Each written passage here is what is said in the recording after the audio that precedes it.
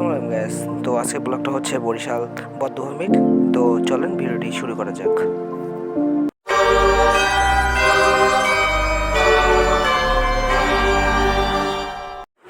তো আমরা চলে এসেছি বধ্যভূমিতে।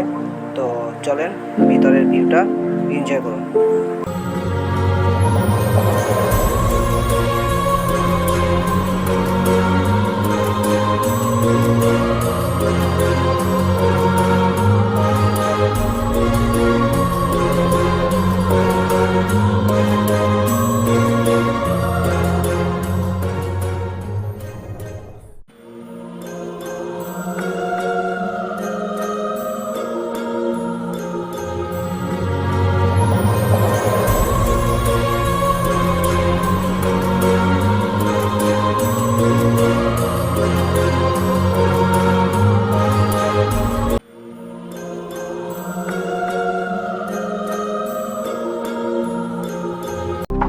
তো আপনারা বধ্যভূমির ভিউটা দেখেছেন।